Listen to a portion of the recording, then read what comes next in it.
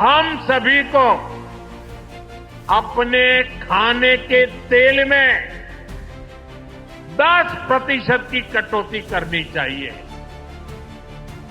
यानी हर महीने जितना खाने का तेल लेते हैं अभी से 10% कम खरीदना तय कर लो।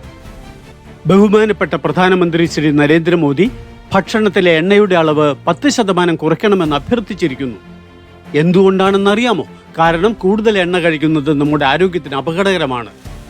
ഇത് ശരീരത്തിന്റെ മറ്റവയവങ്ങൾക്കൊപ്പം കരളിനെയും ദോഷകരമായി ബാധിച്ചേക്കാം. കരളിനെ ഫാറ്റിയാക്കിയേക്കാം. അത് ഗുരുതരമായ നിരവധി രോഗങ്ങൾക്ക് കാരണമായേക്കാം.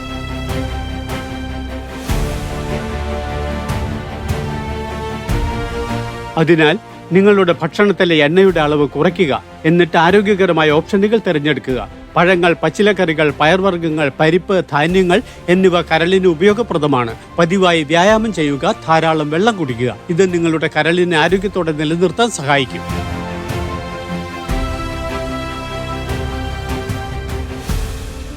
നിങ്ങളുടെ കരൾ നിങ്ങളുടെ ശരീരത്തിന്റെ ഒരു പ്രധാന ഭാഗമാണ്. അത് ആരോഗ്യത്തോടെ സംരക്ഷിക്കേണ്ടത് പ്രധാനമാണ്. ഓർക്കുക, കരളിന്റെ ആരോഗ്യവുമായി ബന്ധപ്പെട്ടിരിക്കുന്നു ആരോഗ്യകരമായ ജീവിതത്തിന്റെ രഹസ്യം. നിങ്ങളുടെ കരളിനെ ശ്രദ്ധിക്കുക. ഒരു സന്തോഷകരമായ ജീവിതം നയിക്കുക.